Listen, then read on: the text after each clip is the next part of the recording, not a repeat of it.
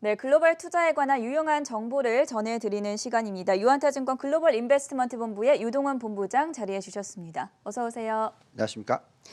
네, 먼저 오늘까지 미국 증시가 3일 연속 하락을 했습니다. 시장이 이렇게 움직이는 이유는 아무래도 추가 경기 부양책의 이슈를 주목하는 것 같은데 증시 상황 한번 점검해 보고 가죠. 네, 말씀하신 대로 지금 미국 증시가 3일 연속으로 하락하는 모습을 보여주고 있습니다. 아무래도 이 대선 결과가 나올 때까지는 시장의 변동성이 계속 이어질 수밖에 없다라는 예상을 할 수밖에 없습니다. 지금 누가 이길지 모르는 상황에서는 사실상 시장의 변동성이 있을 수밖에 없고요. 네. 과거 역사상 그런 모습들을 보여왔습니다. 지금 현재 시점에서는 바이든이 앞서간다라고 얘기를 하고 있는데 그렇다고 해서 지난 4년 전이었죠. 굉장히 악몽이었는데 어떻게 보면 실질적으로 힐러리 보시면 71.4%였어요. 예, 바로 전날까지. 그렇기 여론조사가요? 때문에 여론조사가 네. 그렇습니다. 폴 결과가 그랬었는데 결국은 이걸 완전히 뒤집고 트럼프가 당선이 되는 그런 모습을 보여줬었습니다. 그래서 그렇다 보니까 지금 현재 시점에서 보시면 폴의 상황이 어떻게 나와 있냐면 바이든이 승리할 확률이 51.8%로서 트럼프의 10.6%포인트 앞서고 있다라고 나오고 있어요. 네. 네, 그 전에 4년 전은 훨씬 더 높았었잖아요. 그쵸. 그래도 뒤집어졌었기 때문에 아직까지는 안심할 수 없다. 이런 부분이 시장의 불확실성을 만들고 있습니다. 누가 당선이 되는지 알아야지만 어떤 업종이나 어떤 때 투자를 해야 되는지를 알 수가 있기 때문에 지금은 그런 모습을 보여주고 있다라고 말씀드리겠습니다. 또한 여기에 또 추가적인 악재가 상존하고 있습니다. 추경 관련해서 지금 현재 민주당과 공화당이 동의를 하지 못하고 있는 상황이 나타나고 있죠. 네. 보시면은 지금 민주당은 2.2조 달러 그리고 공화당은 1.8조 달러, 4천억 달러가 차이가 납니다. 그래서 네. 이 대선 결과가 나오기 전까지는 좀 어렵다라는 부분이 있고요. 또 하나가 여기 지금 차트 올라오고 있는데 이 코로나19 신규 확진자 수 추이가 자그마치 하루에 38만 명, 네, 역대 최고치를 경신하는 모습 보여주고 있습니다. 여기에 백신이 당장 나오기는 어렵다라고 하고 있기 때문에 경기 회복에 대한 우려가 지금 상존한다라고 말씀드리겠고 이런 상황에서는 시장의 변동성이 계속 이어질 수가 있습니다. 자, 변동성을 야기할 수 있는 요인으로 크게 세 가지를 정리를 해주셨어요. 아무래도 미국 대선 결과와 관련해서 아직까지는 좀 확답을 드리기가 어려운 상황이고 경기 부양책도 난항을 겪고 있고 코로나19 신규 확진자 수가 계속해서 늘어나고 있기 때문에 경기 불확실성이 커지고 있는데 그렇다면 시장이 이러다가 뭐 하락 추세로 반전하는 거 아니냐 이런 우려감도 있거든요. 네. 이 부분은 어떻게 보십니까? 네, 다행스럽게도 그렇게 보이지는 않습니다. 아, 그래요? 네, 네. 아마 대선이 지나고 나면 시장은 다시 상승 추세를 제대로 만들어 갈 수 있을 것이다 예상을 하고 있습니다. 자, 지금 보시면 차트를 한번 보겠습니다. 미국의 제조업 신규 주문 추이라는 차트인데요. 네. 과거에 이 닷컴 버블 붕괴가 일어났었을 때 그리고 또 과거에 금융위기가 터졌을 때 지금 빨간 박스권 두 개가 왼쪽에 있죠. 이때 보시면은 이 신규 주문 추이가 정말 급락을 해서 40대 초반 중반까지 폭락을 했었습니다. 근데 오른쪽 보시면은 녹색 박스인데 큰 폭으로 하락을 하기는 했었었죠. 그쵸. 이게 코로나19의 영향이었습니다만 지금 다시 반등을 해서 하락하기 전 수준까지 올라와 있다라는 게 중요하겠고요. 그만큼 지금 현재 시점에서는 제조업 쪽은 펀더멘털이 나쁘지 않다라고 말씀을 드리겠습니다. 또한 은행의 연체율을 놓고 말씀을 드릴게요. 과거에 보시면은 1990년도에 이 경기 침체 그리고 또 2000년도의 경기 침체 또 2007, 8년도의 경기 침체 이때의 연체율 추이를 보시면 네. 뭐 대부분 6%, 7% 이런 숫자가 나오기도 했었고요.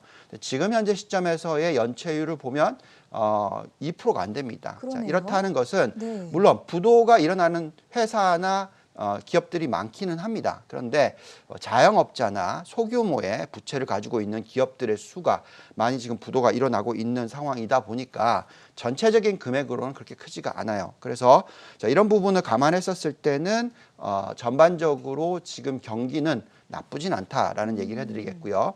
또한 마지막으로 보여드릴 차트가 모겐 스탠리 사업 환경 지수라고 해서 파란 선, 빨간 선이 있는데 지금 과거에 이 금융 위기가 지나고 나서 회복했던 구간, 네. 그리고 또 2013년, 14년에 경기가 바닥을 찍고 회복했던 구간 수준보다도 더 높은 정도의 숫자가 나오고 있다.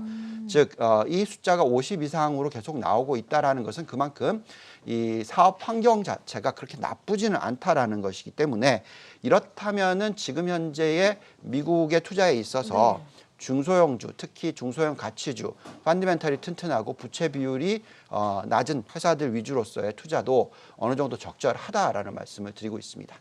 지금 살펴주신 자료들만 보자면 그래도 미국 경기가 상당히 양호하다라고 분석을 해볼 수가 있겠는데 그럼에도 불구하고 경기 회복이 빠르지는 않을 것이라 예상한다고 하셨는데 그 이유는 어디서 찾아볼 수 있겠습니까? 네, 왜 그러냐면 네. 몸살이기 때문에 그렇습니다. 지금 미국 은행권을 한번 보시면은요, 네. 현금이나 정부채 등 안전자산의 비중이 큰 폭으로 지금 하얀 선인데 올라가고 있는 그런 모습 보여주고 있고요. 반면 대출이나 리스 같은 위험 자산에 투자하는 비중이 빠르게 내려가고 있습니다. 또한 미국 상업은행의 여신 증가율을 보시면 코로나19 사태 때는 큰 폭으로 올라가서 10% 이상까지 올라가기도 했었습니다만 최근 저 동그라미 보시면은 빠르게 내려오고 있습니다. 그래서 한 8%대 정도의 성장률로 내려오고 있다라는 부분이 되겠고요. 그렇다 보니까 아무래도 은행권이 경기 지원을 적극적으로 해야지만 과열 현상이 일어나는데 네. 지금 현재는 그렇지 않기 때문에 경기가 어느 정도 회복을 하는데 그 속도는 더디고 그렇다고 해서 그게 나쁘다는 얘기는 아닙니다. 안정적이고 천천히 경기 회복이 일어날 수 있을 가능성이 더 높다라고 말씀을 드리겠습니다. 그렇다면 언제쯤에야 우리가 미국 증시가 이제는 좀 하락세다, 약세장이라고 할 수 있는 시기가 언제쯤 올 거라고 예상하십니까? 네, 우리가 여러 번 보여드리고 있는 지표가 있습니다. 네. 보시면은 이제 장단기 금리 차와 또 실업률 그리고 인플레이션 이런 숫자들을 보는데요. 여기 지금 테이블에 나와 있는 것은 10년 마이너스 2년 미국 국채 금리 차이인데 지금 현재 한 0.6% 정도 됩니다. 네, 저 숫자가 1.5% 이상까지 올라갔을 때 그다음에 인플레이션 숫자와 근원 인플레이션을 보시면 네. 지금 현재 1% 중반 수준인데요. 2%대 이상으로 올라가야지만 그럴 수 있다라고 생각하고 있고요. 또 달러 인덱스를 놓고 보더라도 지금 93 수준인데 이 숫자가 왕창 내려와서 88이 깨지고 내려오거나 아니면 크게 올라가서 105 이상으로 올라간다면 그때쯤 되면은 우려를 좀 해야 되고요. 또 이 실업률 이쪽 부분도 큰 폭으로 하락을 해야지 그때쯤 돼야지 이제 주식은 조심하셔야 되는 것이지 지금 현재에서는 안정적이다라고 보고 있습니다. 방금 표에서 이제 주요 경제 지표들 근거로 봤을 때 어느 정도 일정 수준 이상이 지날 때야지 이제 미국 증시가 좀 약세장으로 돌아설 가능성이 있다라고 진단을 들어봤고요. 이 부분은 제가 가장 좀 궁금한 부분입니다. 계속해서 성장주냐 가치주냐 논란이 뜨거운데 네. 아직까지도 성장주 투자가 좀 유효하다고 바라보고 계시죠? 네, 저는 그렇게 보고 있습니다. 네. 어제 주가만 보고 있으면 가치주들이 더 나았죠. 그렇죠. 네, 성장주들에 대한 우려가 있습니다. 그렇지만 그것은 아무래도 이제 규제 관련된 영향이고요. 규제를 제외하고 펀더멘탈적인 부분에 있어서의 숫자들을 보고 있으면 아무래도 성장주 위주의 투자가 올바르다라고 네. 얘기를 하고 있습니다. 자, 그걸 보기 위해서는 미국의 실질 경제 성장률 추이와 미국의 인플레이션 숫자를 놓고 봐야 되겠는데요. 과거에 실질 경제 성장률이 5%대였다면 지금은 1%대로 크게 하락해 있는 상황이고요. 또 미국의 인플레이션 추이를 보시면 과거의 인플레이션 평균이 7%대 수준이었다면 네. 지금은 또 1%대로 크게 하락해 있습니다. 자, 그렇다 보니까 우리가 계산을 할 때 이 두 개의 숫자를 더해서 보는데 이 두 개를 더하면 옛날에는 뭐 거의 10% 수준이었는데 지금 넘어가 주셔야 되는데 안 넘어가고 있네요. 인플레이션 추이를 좀 보시면 네. 그 두 개를 더했을 때 지금 현재는 1% 더하기 1%니까 2%밖에 되지 않습니다. 자, 그래서 이 2%를 반영해서의 적절한 PER이나 PBR을 더해주면 보면 실질적으로는 훨씬 더 과거 대비해서 높아질 수 있는 부분이 있습니다. 여기에 이렇게 PER이나 PBR을 높게 만들어주는 이유 중에서 이 노동 생산성이 굉장히 중요한데요.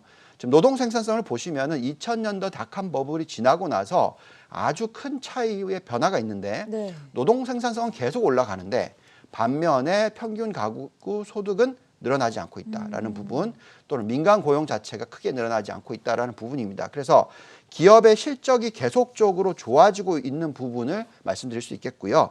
또한 미국의 지금 실업률 추이를 보고 있으면 떨어지고는 있는데 빠르게 떨어져서 옛날처럼 수준까지는 내려가기는 어렵습니다. 네. 자, 그렇다 보니까 우리가 K자 반등이라고 얘기를 하지 않습니까?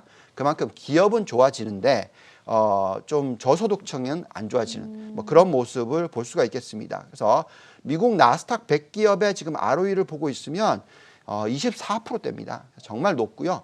이런 상황에서는 계속적으로 성장주 위주의 투자가 오히려 더 적절한 그런 타이밍이다라고 말씀드리고 있습니다. 어쨌거나 당분간은 미국 증시가 좀 양호하게 갈 것으로 예상이 되고 성장주 투자는 유효하다라고 말씀을 해주셨는데 이런 가운데 하나의 분기점이 될 사안이 바로 미국 대선입니다. 대선에서 어떤 결과가 나오더라도 이거는 투자를 할 만하다. 이런 업종들은 어떤 게 있겠습니까? 네, 빠르게 말씀드리겠습니다. 네. 저희는 두 가지 업종을 보고 있는데요. 가장 중요하게 생각하는 것이 신재생 에너지 업종, 네. 그리고 그 다음이 5G 업종입니다. 아무래도 대선 결과에 상관없이 신재생 에너지가 좋아진다라는 내용은 여기 보시면은 엑슨모빌과 넥스트에라, 그러니까 신재생 네. 에너지의 시가총액이 이제 석유 추월당했죠. 관련된 기업보다 네. 훨씬 높아지고 있다라는 것이고요. 여기에 지금 최근에 이 태양광 업종의 ETF의 추이를 보시면은 TAN이라는 ETF가 있어요. 최근 한 6개월, 7개월 동안에 267%나 올랐습니다. 꾸준히 말씀해 주시던 아닙니까? 그렇죠. 그래서 큰 폭의 반등이 있었고 계속해서 이 신재생 에너지는 대세다라고 생각하고 있고요. 네. 물론 바이든이 당선되면 이 업종이 더 빠르게 올라가겠지만 트럼프 대통령이 당선이 된다 하더라도 제가 볼 때는 이건 대세라고 생각합니다. 여기에 대표적인 ETF들이 있는데 PBD나 뭐 PZD, QCLN 이런 종목들을 투자해 보시면 그 매력도가 충분히 있을 거라고 생각하고 있고요. 그다음에 마지막으로 5G를 보시면은 대표적으로 5G ETF가 있습니다. FIBG라는 ETF인데 지금 현재 상승 여력이 한 40% 가까이 정도 나오고 있고요. 네. 더 중요한 것은 종목인데요. 퀄컴이라는 종목이 있는데 미국의 대표적인 5G 대표 종목인데 그렇죠. 상승 여력이 자그마치 300% 가까이 나오고 있습니다. 네. 5G의 중요성은 지금 4차 산업혁명에 있어서 미국과 중국이 패권 싸움을 하고 있습니다. 그래서 화웨이를 공격하는 상황에서 미국도 대항마가 있어야 되겠죠? 당연히 퀄컴 같은 종목이 되겠습니다. 그래서 네. 5G 투자는 이것도 대세다. 누가 되든 간에 이 미중 패권 싸움이 계속되는 한 5G에 대한 투자는 굉장히 클 수 있다라고 생각하시면 좋겠습니다. 오늘 두 가지만 기억하고 가도록 하겠습니다. 신재생 에너지와 5G 그리고 종목으로는 퀄컴 짚어주셨고요. 지금까지 도움 말씀에 유동원 본부장과 함께했습니다. 말씀 고맙습니다. 감사합니다.